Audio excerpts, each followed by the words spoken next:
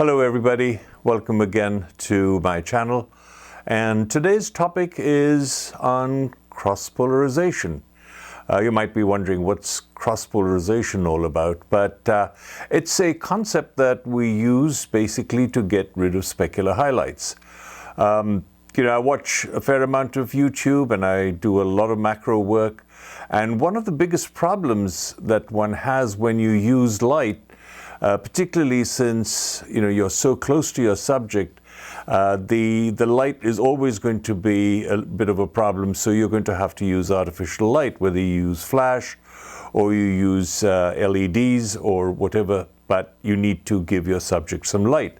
Now, when you give your subject light, one of the things that happens is, based upon the texture or the kind of surface that the object that you're photographing has, you're going to end up with a fair amount of specular highlights. Now, these specular highlights are not only on shiny objects, but they also happen if you have moisture, water droplets, dewdrops, etc. You will get these very bright white specular highlights. Now, you can definitely get rid of them in post-processing, and that's not a hard thing to do.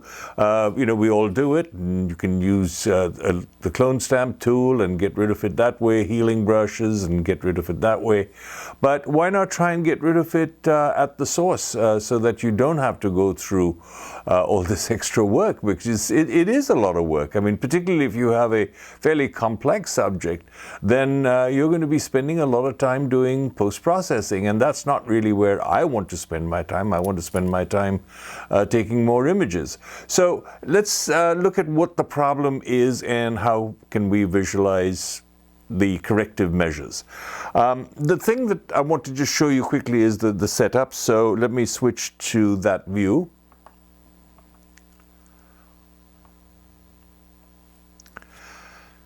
So here what I have is the Panasonic S1R connected to an MC21, that's a Sigma MC21 L mount to Canon EF mount adapter, and to that I have the IRIX 150mm macro lens. I like this lens because it gives me a pretty decent working distance, and also at this particular juncture we don't really have a true 1-for-1 macro available for the L mount, so as a stopgap this is what I'm using.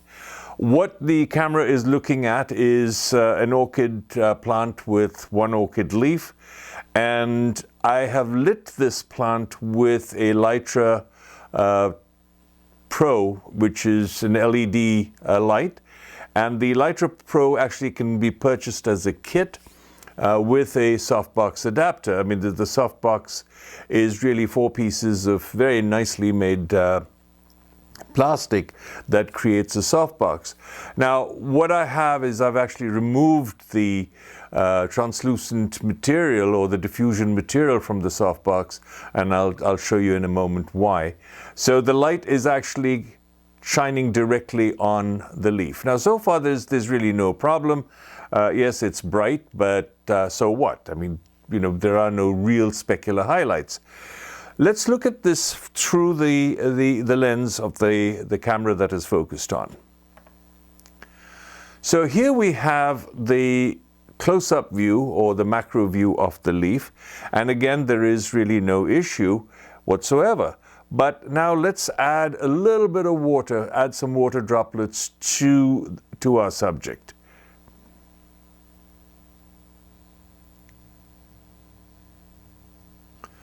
So here we have some water droplets, and as you can see, the water droplets are pretty specular, particularly this one on this side here.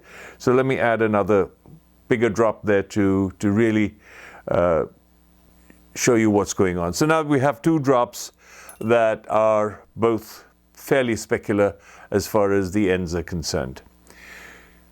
We may think that by putting a polarizing filter we'd be able to get rid of these specular highlights. Let's put a polarizing filter on and see what happens. So I've just attached a polarizing filter. It's a breakthrough filter It's an 82 millimeter polarizer, and I'm using a Breakthrough 77 to 82 millimeter step up just to be able to attach it to the IRIX lens. I'm going to go back to the view from the camera. And as you can see, we have the water droplets, the specular highlights, and I am now rotating the polarizing filter, and I will turn it a full 360 degrees, and you can see that there are some changes in the reflection, but not a whole lot, but the specular highlight just will not go away.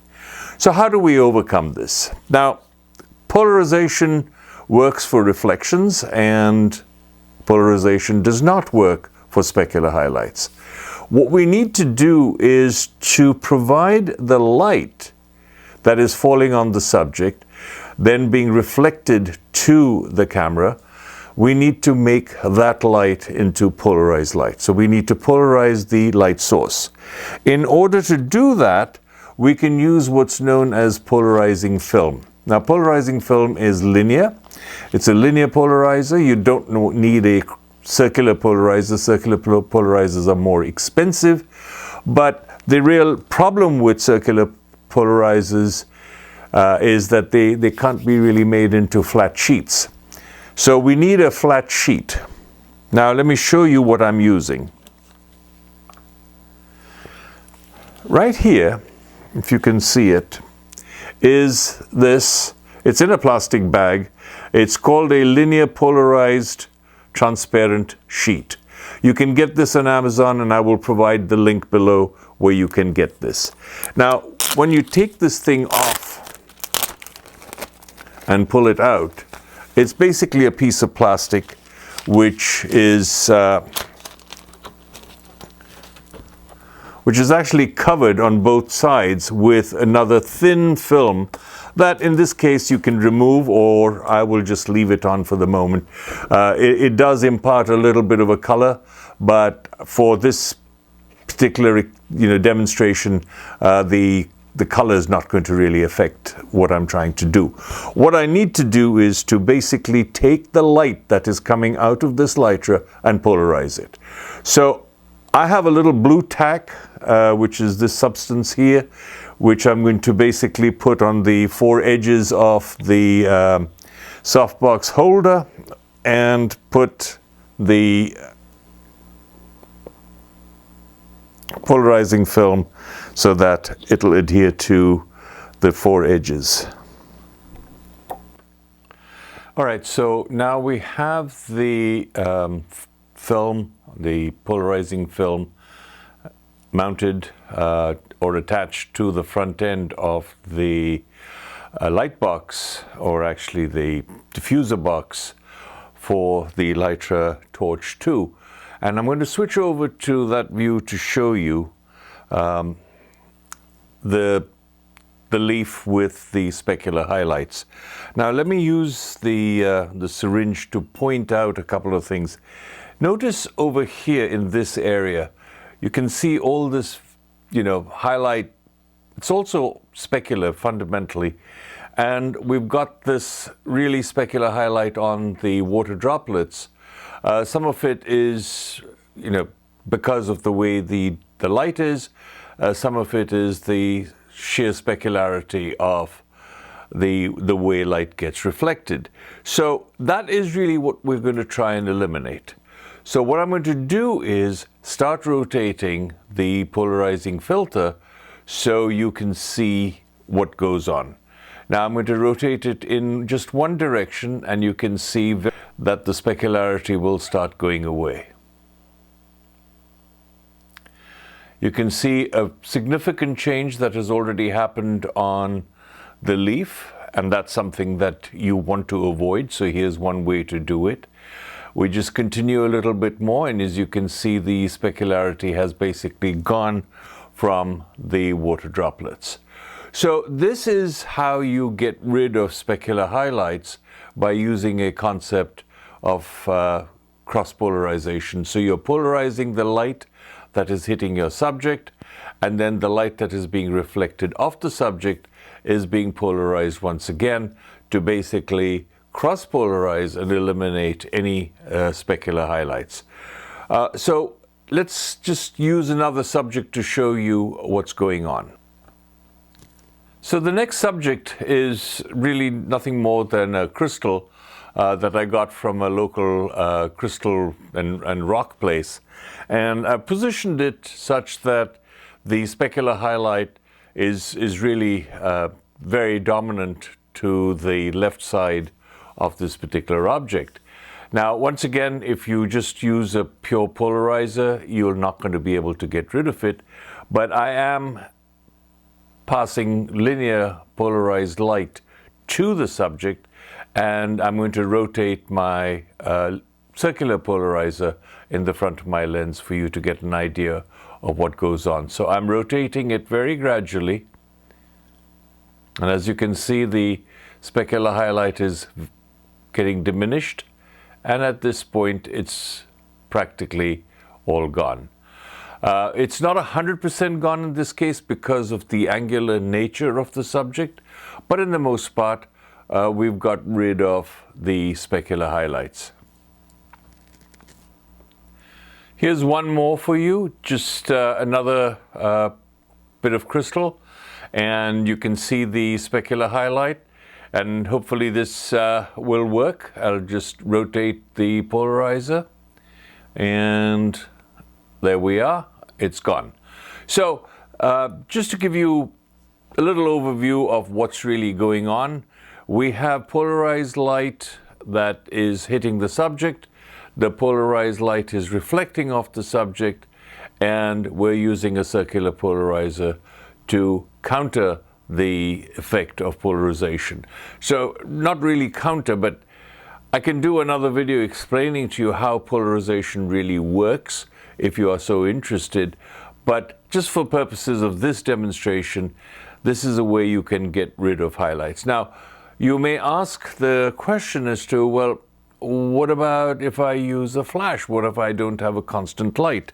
So let me show you what I use when I'm using a flash head. All right, so when you want to use a flash, like one of these, basically what you want to do is to have some sort of mechanism that you can put on top of the flash head and basically make the polarizing film available to transmit the light through. So what I've typically done is I've made these boxes that I've created out of foam core. Basically, I cut out the foam core and make 4 sections and then sort of put them together with packaging tape, which seems to work the best. And then I'll take some of the film, cut it to the right size, put it in front, and just adhere it either with glue or use some sort of tape to put it on top so that it stays in place. And then if you take the flash head, you can just put this on top of the flash head, and now your flash head is going to be transmitting polarized light. You can then take this out in the field, you can take it out any way you want, and you've got your complete setup ready to go. I have another one that is for a smaller flash head, but that's basically the same principle. So I hope this has helped and given you an idea of what you can do to get rid of specular highlights.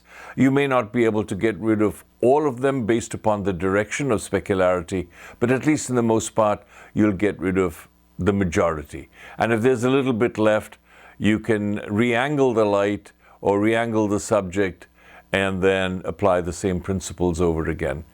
So with that, I'd like to sign off. Thank you very much for watching. And if you do like the content, please give me a thumbs up. Please also subscribe and click on that little notification icon so you get notified of future productions that I do. And do please let me know in the comments below any topics that you'd like me to address, and that would be of great help. So thank you so much, and I look forward to seeing you in the next episode.